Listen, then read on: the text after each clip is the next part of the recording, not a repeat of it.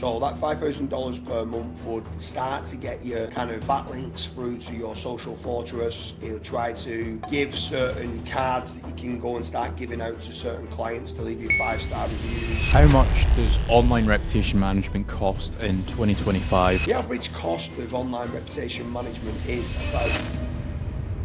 How much does online reputation management cost in 2025?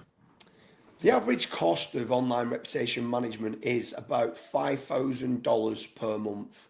So that $5,000 per month would start to get you kind of backlinks through to your social fortress. It'll try to give certain cards that you can go and start giving out to certain clients to leave you 5-star reviews. You're setting certain systems and processes up to keep trying to get more positive testimonials and case studies online as much as you can. Now, obviously, there's a massive it depends factor to this. It matters on how bad your existing online reputation is.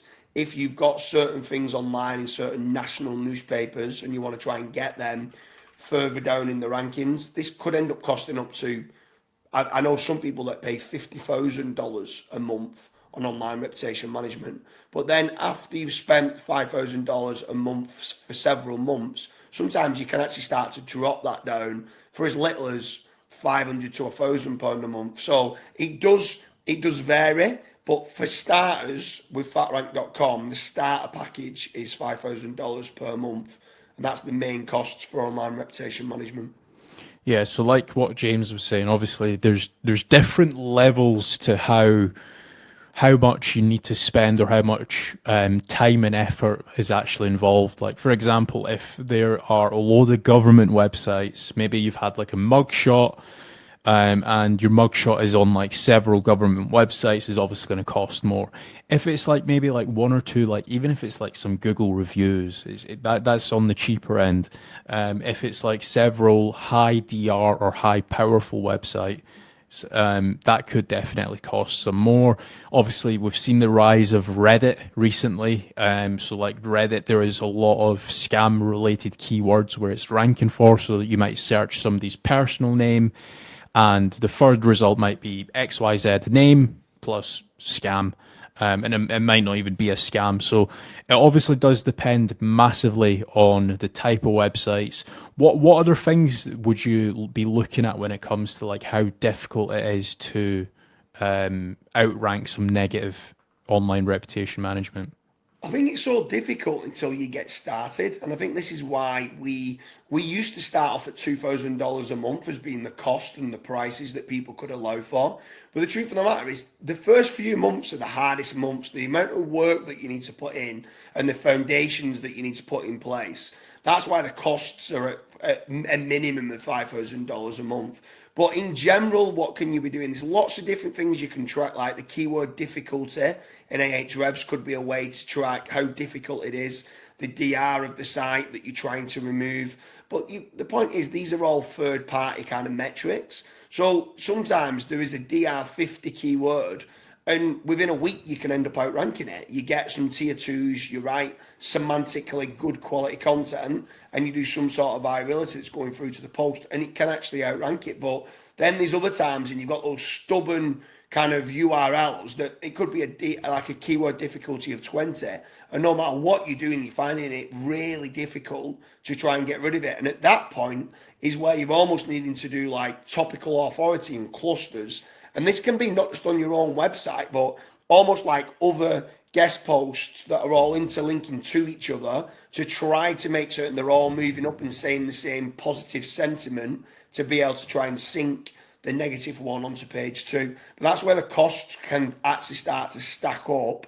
And it just depends on how much branding that they want to do. The amount of customers that come to us at FatRank and initially ask for online reputation management and then end up coming back to us saying, this is the best branding like service that we've ever used. We've been paying money on branding, but what you're doing here is actually positive branding. And that's what online reputation management is. So they end up carrying it on to say, we're actually generating inquiries for this, and also it's improving our conversion rate from inquiry to sale. Our conversion rate is going up, because we look a lot better now online. So there's so many more things to online reputation management than just thinking you can sync a negative review. It's branding as well that you can be doing that, and obviously, obviously you'll know yourself, branding as well, and branded search is also a big SEO factor nowadays.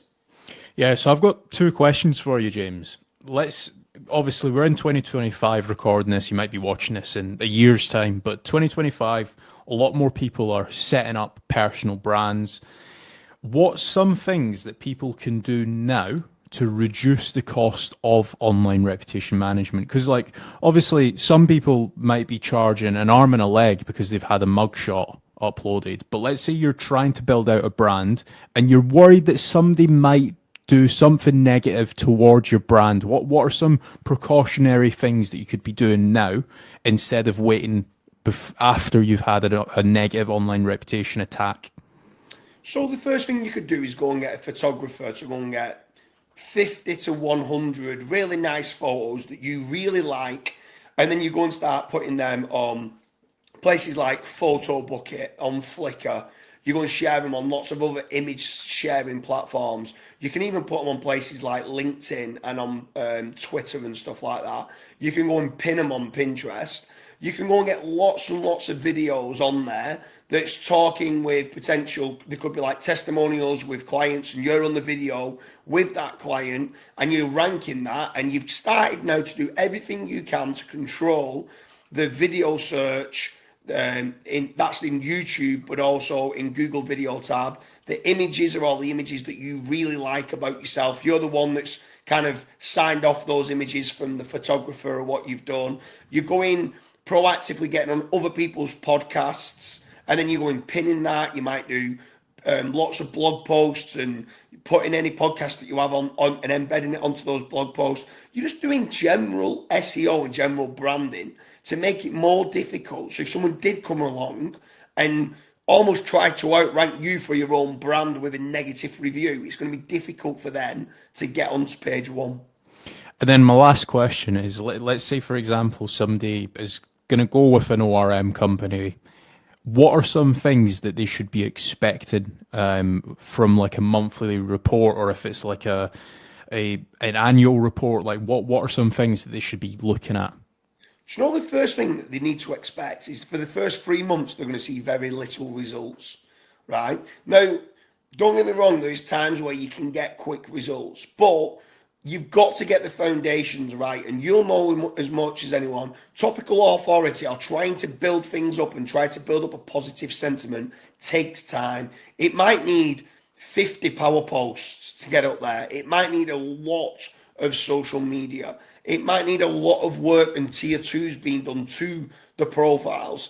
And a lot of the time, you can do a lot of hard work.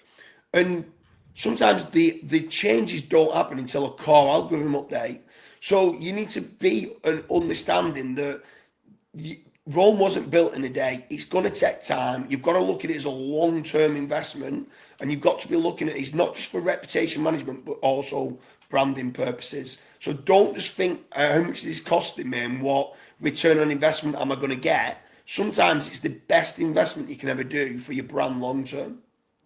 Yeah, so that has been our video on how much does online reputation management cost. If you guys do have any questions, feel free to drop them down below. Or if you want us to take care of your online reputation management for you, head over to fatrank.com, fill in the contact form, and the team will be in touch. Thanks for watching.